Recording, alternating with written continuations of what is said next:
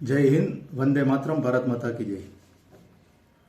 સ્વાસ્થ્ય એ સાચી સંપત્તિ છે અને સ્વાસ્થ્ય સાથે છેડછાડ એટલે પરિવારમાં બીમારીને નોતરવા બરાબર છે.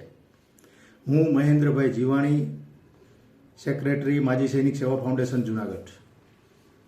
મિત્રો, આજે એક નાની વાતમાંથી મોટો નિર્ણય લઈ અને મોટું સાહસ કરવાની વાત કરવા જઈ રહ્યો છું.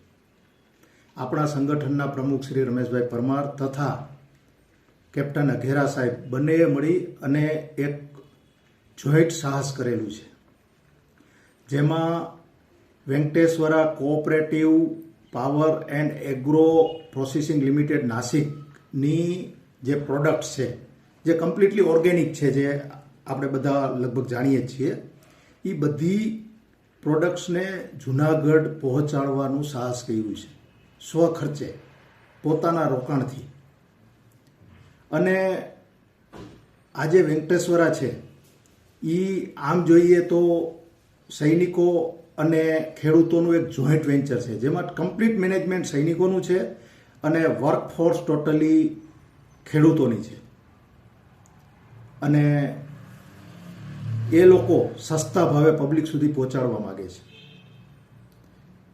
અને આજે રમેશભાઈ તથા અઘેરા સાહેબે એવો વિચાર કર્યો છે કે અત્યારે માત્ર ને માત્ર અમારે આ જૂનાગઢમાં પહોંચાડવું છે અને પબ્લિક સુધી પહોંચે એ અમારો હેતુ છે.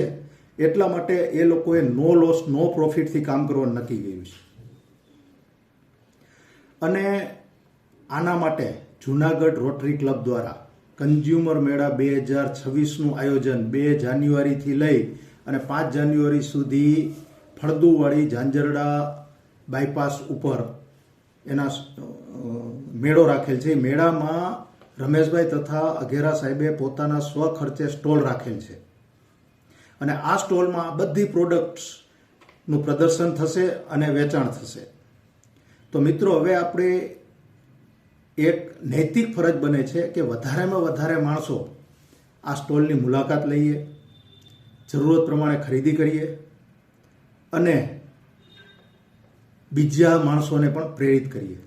તથા જૂનાગઢની જનતાને પણ હું રિક્વેસ્ટ કરવા માંગુ છું કે આ પ્રોડક્ટ આખા ગુજરાતમાં ક્યાંય મળતી નથી, હજી એની શરૂઆત થઈ નથી, તો એનો તમે પણ લાભ લ્યો. બીજો, આ બંને મિત્રોનો હેતુ એવો છે કે વેંકટેશ્વરા અત્યારે 12 રાજ્યમાં ફેલાયેલ છે, જેમાં 6 રાજ્યમાં ઓલરેડી એની ફેક્ટરી ચાલુ થઈ ગઈ છે અને ગુજરાતમાં ટૂંક સમયમાં ફેક્ટરી ચાલુ થવાની છે. તો આ બંનેનો હેતુ એવો છે કે જે ફેક્ટરી ગુજરાતમાં પહેલી ફેક્ટરી શરૂ થાય એની શરૂઆત જૂનાગઢમાંથી થાય. અને જૂનાગઢમાંથી કરવી હોય તો એનું પ્રોડક્ટનું વેચાણ અત્યારથી આપણે શરૂઆત કરવી પડશે તથા આપણે સભ્યોની સંખ્યા વધારવી પડશે. તો આમાં સભ્ય પદ પણ મળશે. તમારે સભ્ય બનવું હોય તો પણ તેની માહિતી ત્યાંથી મળશે. તો મારી સર્વે મિત્રો, જૂનાગઢની જનતા બધાને હાર્દિક વિનંતી છે કે આ સ્ટોલનું અવશ્ય મુલાકાત લ્યો. અને ફરીથી હું બંને મિત્રોને આ સાહસ બદલ અભિનંદન આપવા માંગુ છું તથા આગામી ભવિષ્ય માટે શુભકામનાઓ પાઠવું છું. જય હિન્દ, ભારત માતા કી જય.